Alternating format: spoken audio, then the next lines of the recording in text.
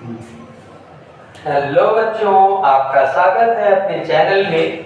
बच्चों, आज हम रिलेशंस एंड फंक्शंस चैप्टर का सेकंड लेक्चर आ रहे हैं। पिछले लेक्चर में हमने रिलेशंस के बारे में पढ़ा। रिलेशन का मतलब होता है संबंध और फंक्शंस का मतलब होता है फलन। संबंध और फलन के बारे में हमने इंट्रोडक्शन किया।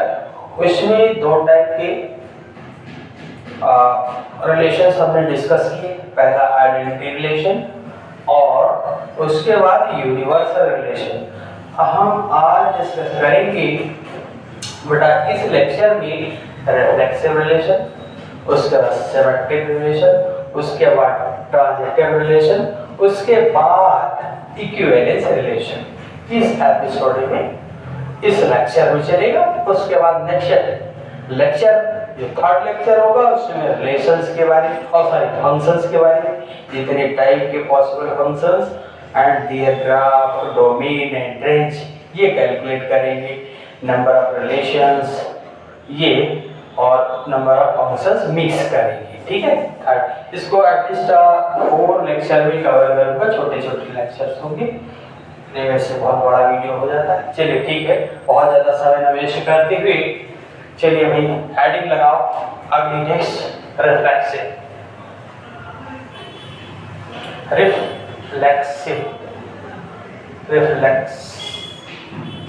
Relation.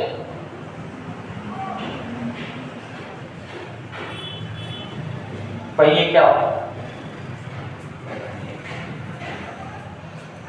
If a relation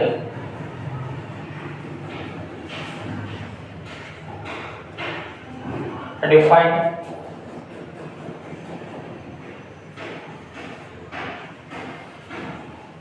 from set such that f such that a to a, then each and every element of a set A is must related to itself.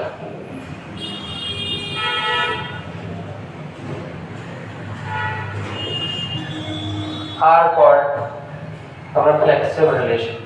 Are called reflexive relation.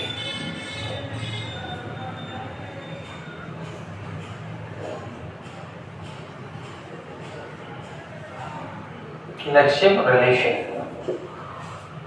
Diagram के through यहाँ पर देखिए हम सीखेंगे। एक ये set, दूसरा भी सेट, इसके एलिमेंट ए बी सी हैं और इसके भी एलिमेंट ए बी सी ले लिए, तो स्वयं का स्वयं से रिलेशन होना मस्ट है।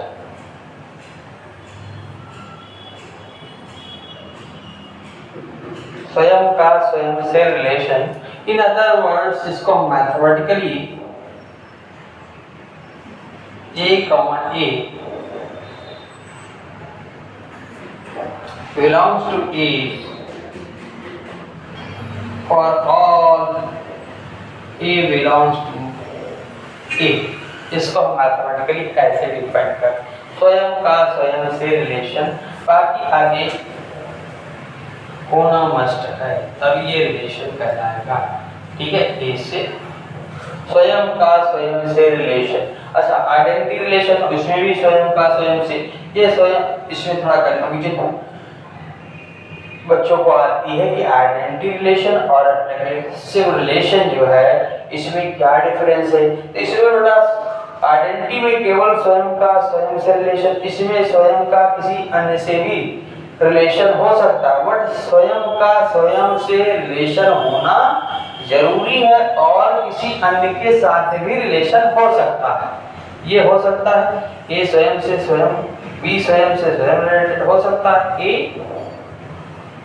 इससे रिलेटेड हो सकता है, बी इससे भी रिलेटेड हो। तो ये देखिए आइडेंटिटी नहीं होगा, आइडेंटिटी और एफिक्सी में डिफरेंस समझिए बेटा। यहाँ पर देखिए आइडेंटिटी में स्वयं का स्वयं से भी सर एक एलिमेंट सर एक से मेल करें और एक एलिमेंट एक ही से मेल कर सकता है। इसमें एक एलिमेंट सर एक से अधिक एलिमेंट से भी मेल कर सकता है। यही that is main difference in reflexive relation. इसको स्वतुल्य रिलेशन, स्वतुल्य हिंदी में बोलते हैं रिलेशन। ठीक है, ठीक है, क्लियर हुआ आइडेंटिटी और रिफ्लेक्सिव रिलेशन में डिफरेंस। ओके चलिए ठीक है, अगला। अब इसके बाद हम बात करेंगे अगला जो रिलेशन है बेटा, अगला relation symmetric relation.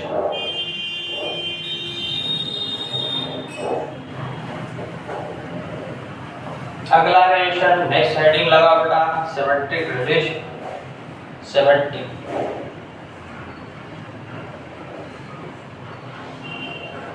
Relation, symmetric relation क्या होता है आइए समझते हैं। If a relation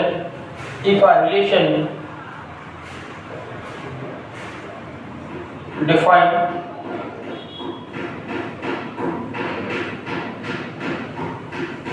such that A to A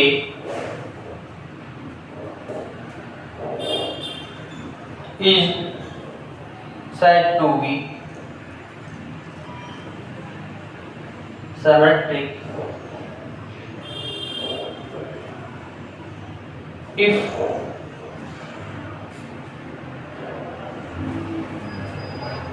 A comma B belongs to A, then must be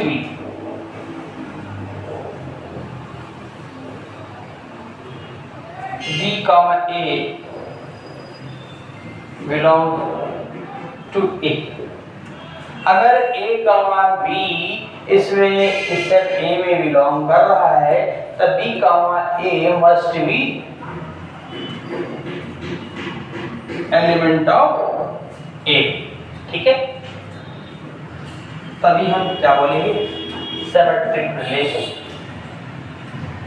जैसे मैं डायग्राम के थ्रू यहाँ पर हो सकता है हम इसको ऐसा भी डिफाइन कर सकते हैं, इसको दूसरे एग्जांपल्स के थ्रू भी समझ सकते हैं। चलिए भाई दूसरे एग्जांपल्स के थ्रू इसको समझाते हैं। जैसे सिमेट्रिक रिलेशन है, यहाँ पर एक सेट A है, एक B, इसके एलिमेंट्स N और M या N का लो N M, ये इससे रिलेटेड हो, ये इससे रिलेटेड हो। ठीक है, ये जरूरी है। अब यहां पर देखिए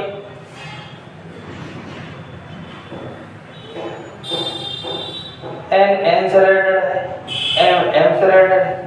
अगर N M से रिलेटेड है तो M N से भी रिलेटेड होगा। इस टाइप का रिलेशन क्या होगा सिमेट्रिक, क्या रिलेशन कहलाएगा symmetric relation. Every empty relation are called symmetric relation. और जितने भी एम्प्टी रिलेशंस होते हैं बेटा वो भी क्या होते हैं सिमेट्रिक रिलेशंस होते हैं। जितने भी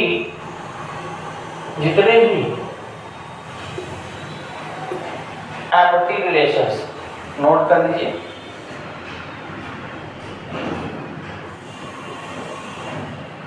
और एम्प्टी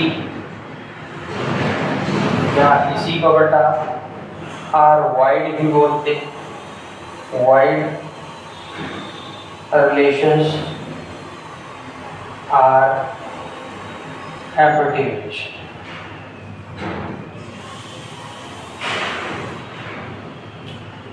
नोट कर लिया, ठीक है। उसके बाद चलिए ट्रांजिटिव रिलेशन। ट्रांजिटिव रिलेशन समझते हैं। नेक्स्ट स्क्रीनशॉट कर लिया, चलिए ठीक।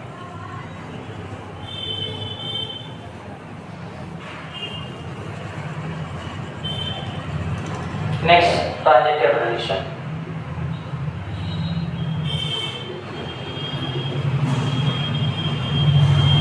अब ये क्या होता है बेटा? ट्रांजिटिव का मतलब संक्रामक relation.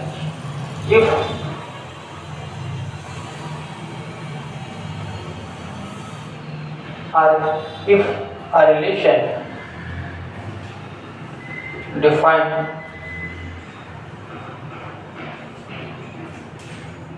from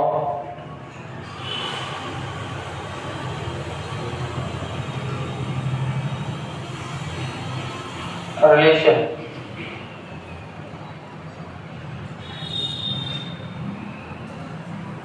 if a relation defined such that ऐसा कर लो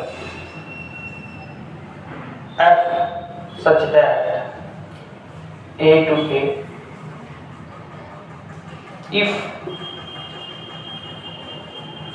A comma B belongs to A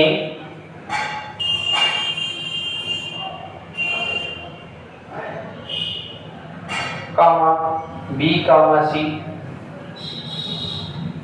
belongs to A and then must be A comma if A comma B belongs to A comma B comma C also belongs to A then must be A comma C C also belongs to A। अगर A का B से relation, B का C से relation, यहां पर देखिए A B C तीन बंदे हैं। A का B से संबंध है, A का B से रिलेशन और B का C से है, देन मस्ट A का C से होना पड़ेगा। ये मस्ट है कि ये रिलेशन होगा। इसी को हम ट्रांजिटिव रिलेशन बोलते हैं बेटा, ठीक है, क्लियर। अब उसके बाद इक्विवेलेंस रिलेशन। अब उसके बाद नेक्स्ट इसकी शॉर्ट कर लो। A का B से, B का C से, देन मस्ट बी A। या अगला पॉइंट, अगली डेफिनेशन क्या? If A comma B belongs to A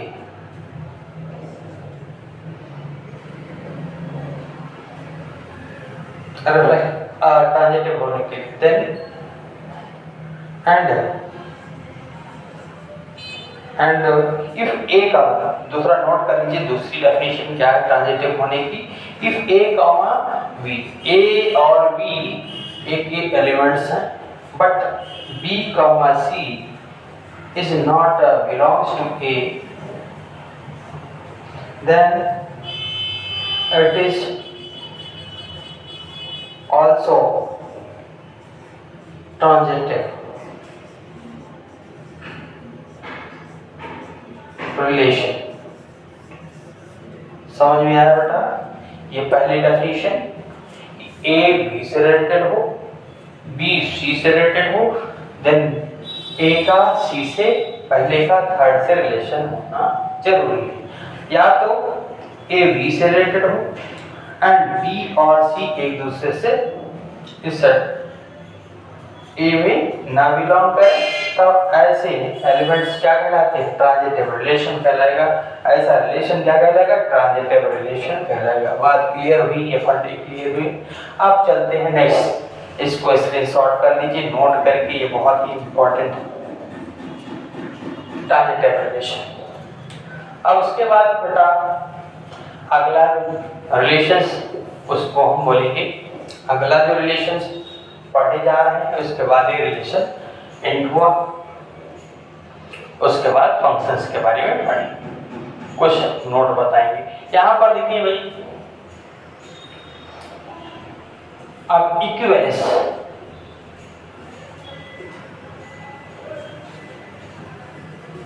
equivalence relation क्या होता है?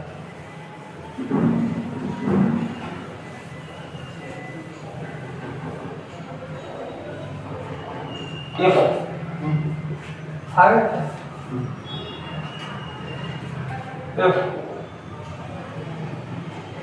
relation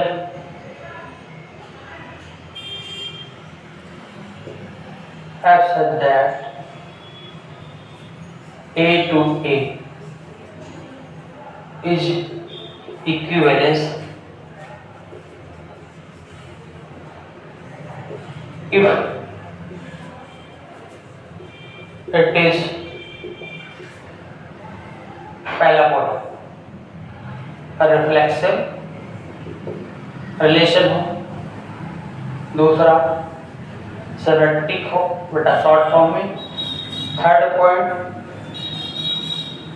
transitive, then it is, अगर ये तीनों सेटिस्फाई हो रहा है तब इक्विवेलेंस रिलेशन होगा।